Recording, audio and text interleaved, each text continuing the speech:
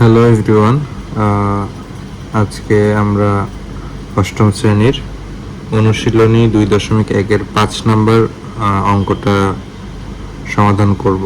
ঠিক আছে, তো সমাধান করার আগে আমরা অঙ্কটা একবার যদি পড়ি তাহলে বুঝতে পারবো যে এখানে কি চাইছে। যেমন এখানে বলা আছে বার্ষিক মুনাফা শতকরা 10 টাকা থেকে কমে 8 টাকা হলে 3000 টাকার 3 বছরের মুনাফা কত কম হবে। ঠিক আছে, আচ্ছা এখানে দুইটা হার দেওয়া আছে, খেয়াল করে দেখো। আমি যদি রেড মার্ক করে দেখাই, বার্ষিক মুনাফা শতকরা 10 টাকা এবং হচ্ছে 8 টাকা। ঠিক আছে, এটা কিন্তু হার, দুইটা কিন্তু হারের মান। ঠিক আছে, আচ্ছা তাহলে আমরা দুইটা হার দিয়েই আমরা মুনাফা বের করব, দেন বড়টা থেকে ছোটটা বিয়োগ করে দিব, তাহলেই আমরা কত কম সেটা আমরা বুঝতে পারবো। ঠিক আছে, তো আমরা যদি ক্যালকুলেশন শুরু করি, সমাধানটা যদি শুরু করি, তাহলে কি লিখতে পারি আমরা? দেওয়া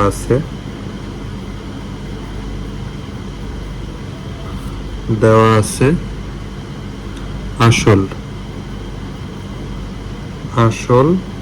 আসলে কি দিয়ে প্রকাশ করা হয়? পি দিয়ে, তাই না? আসল পি ইজ ইকুয়ালস টু কত টাকা? 3000 টাকা। ঠিক আছে, তারপরে সময় দেওয়া আছে, সময় এন সমান সমান কত?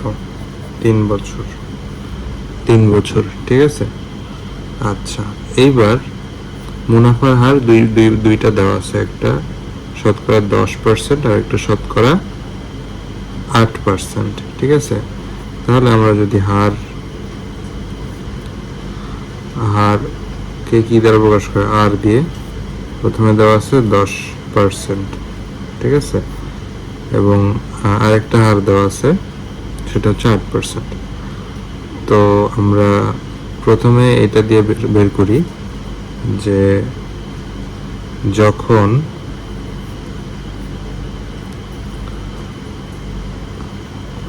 হার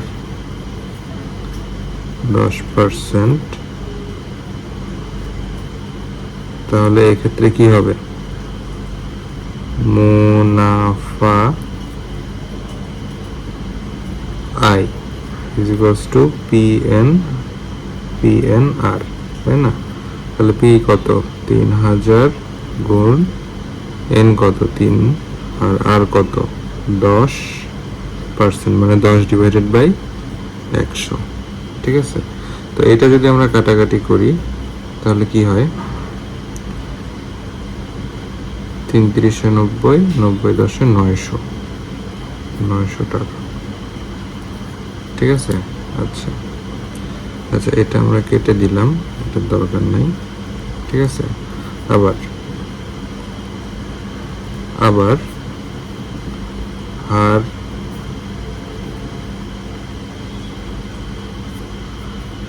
হার কি দ্বারা প্রকাশ করে? আর সমান সমান 8% হলে মুনাফা 8% যদি হয়, তখন মুনাফা আয় সমান সমান সেম ভাবে পি ইন্টু এন ইন্টু আর। পি এর মান কত? 3000 গুণ এন এর মান কত? 3, এবং আর এর মান 8%, মানে 8 ডিভাইডেড বাই 100। সেম ভাবে যদি আমরা কাটাকাটি করি তাহলে কত হবে? 3 × 90, 90কে যদি আমরা 3 × 90, 90কে যদি আমরা 8 দিয়ে গুণ করি তাহলে কি হবে? 720 টাকা। তাহলে এখানে কোশ্চেনে বলছে মুনাফা কত কম হবে। তাহলে আমরা যদি বলি অতএব মুনাফা কম হবে কত? বড়টা থেকে ছোটটা বিয়োগ দিব। এই যে 900 টাকা থেকে 720 টাকা বাদ দিই,